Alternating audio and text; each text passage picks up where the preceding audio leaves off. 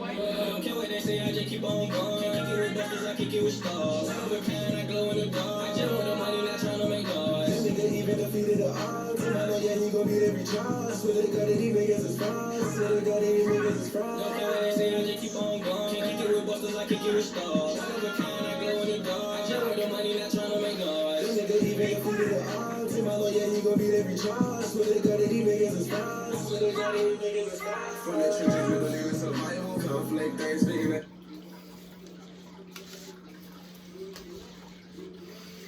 Good evening, America.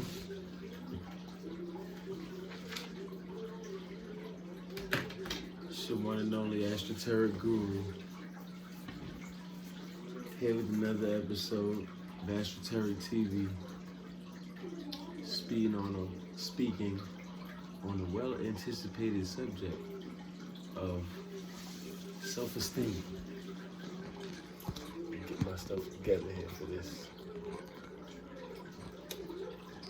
Now, with that being said, what is self-esteem? Specifically defined as what you think of yourself, how you perceive yourself, what standard and what morals you hold yourself to. It's based on opinions and beliefs of one's self. Sometimes hard to change. We'll get into that. Why the level of self-esteem that someone has is sometimes hard to change. And it also affects whether you assert yourself and how you make decisions. So based on how you feel about yourself, depends, that depicts what you're willing to do in what situations and how far you're willing to go in situations. Example, I know you know somebody that probably never clean up. And cleaning up will be asserting yourself.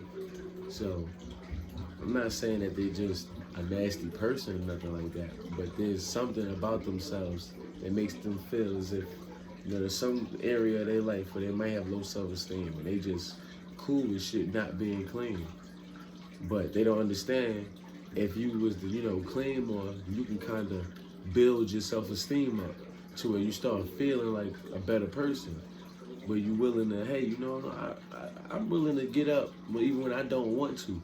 And I know what really matters in life, and I know what got to be done. So you start showing exceptional ability in situations, which is exactly why we're having this talk.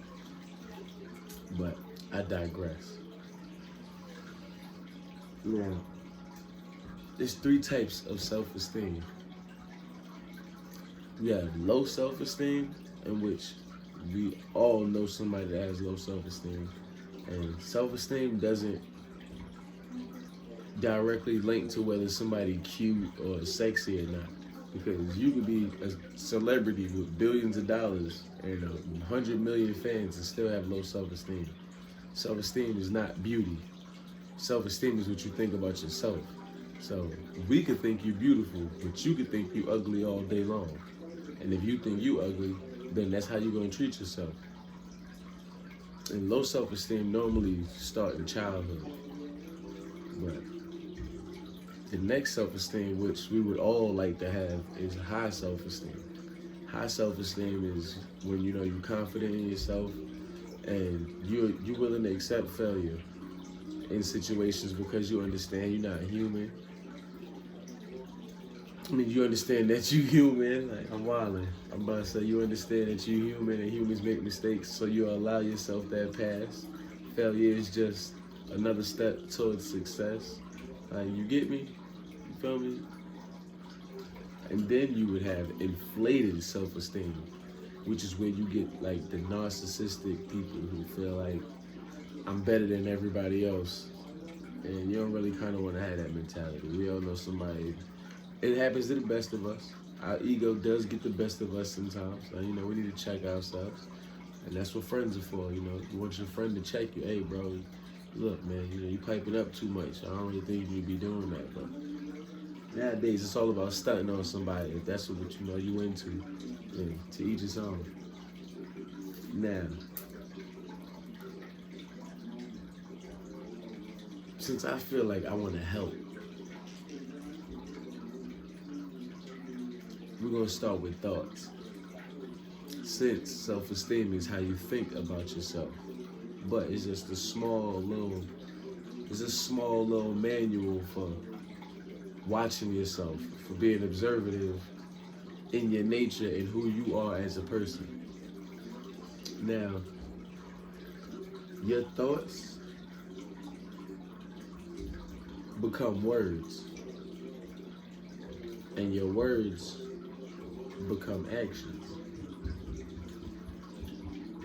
Your actions become habits, and your habits becomes your lifestyle. Like, I'm pretty sure that you get and understand that. So if you could just start with watching your thoughts, removing the negative thoughts, trying not to, think negatively. Put a silver lining in every gray cloud. Like, look on the positive side, like the brighter side of things. You gotta train yourself to do that, and it'll definitely translate into you being a better person and more harmonious with any and everybody that you come into contact with. Not saying that you gotta be agreeable. I just said harmonious. You won't allow them to, rub their toxic energy off onto you. Now, we're gonna get into it. It's a little deep. We're gonna get into it. I might even have to, we're gonna just hold that down. We're gonna hold that down. We'll get this up. We'll get this up through there. By the way, rocking the Pat Benatar, Dressed to Kill, from Astroteric clothing, Astroteric apparel. But back to the subject. Sometimes I have a problem staying on topic.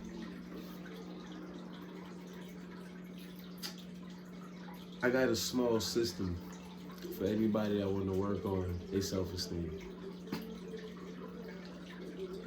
And what you can do is get you a piece of paper and write out 3 columns. All right? 3 columns, just 3. 3 columns. And write down automatic thoughts in your first column. In your second column, you're gonna write cognitive distortion.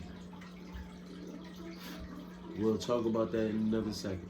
But you're gonna write the words cognitive distortion. And in your third column, you're gonna write rational response. Yeah. I probably should have told you before. I actually just gave you those 3 things. But remember, automatic thoughts, cognitive distortions, and rational response. Now, you're going to title this paper Cognitive Behavioral Therapy. Hey, Bean Bean. Hey.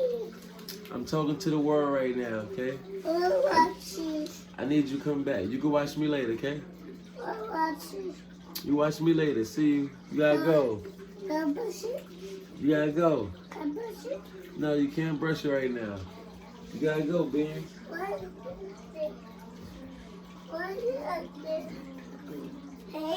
Hey, you gotta go, Bean Bean. You gonna let me finish the video? Come on, let me finish the video. Good kiss. Thank you. All right, now go, Pop. Go, Poppy.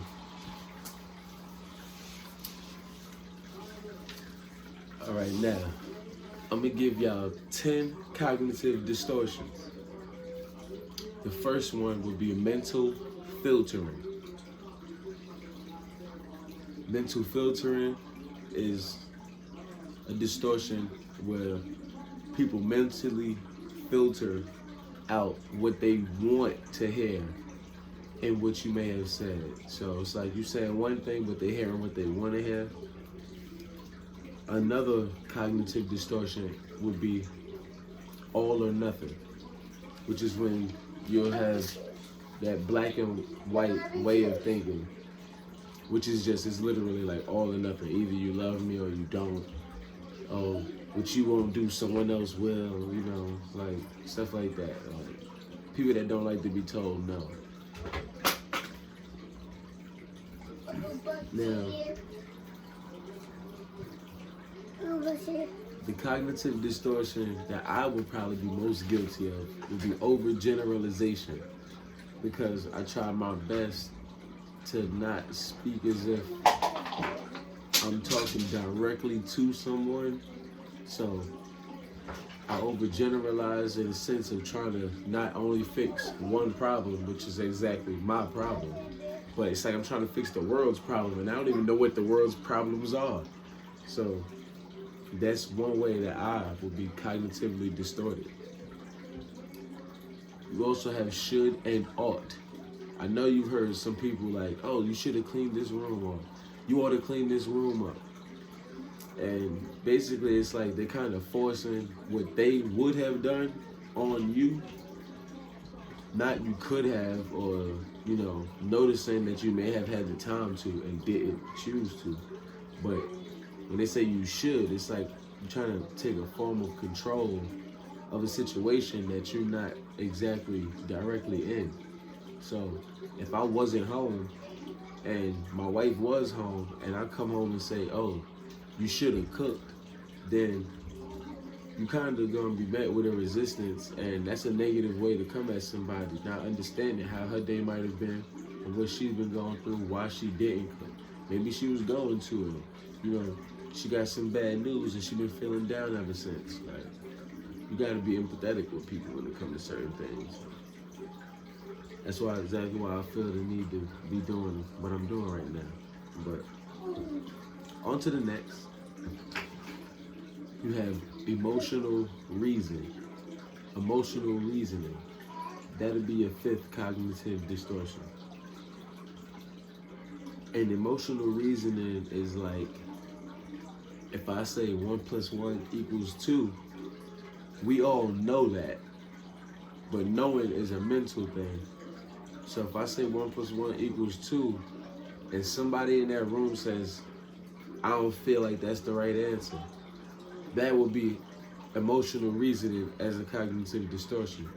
Because they feel like something isn't right, then that means that it's not right. Or because I feel like you cheating on me, then that means that you are cheating on me. That's when my feelings become the truth. And you got a lot of that going on today. Now, you also have personalization. That would be number 6.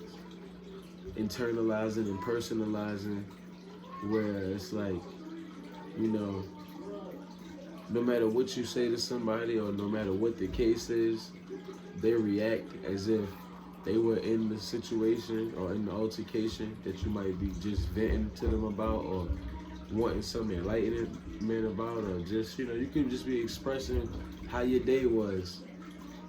And if I'm a female telling my boyfriend about, like, all right, perfect example.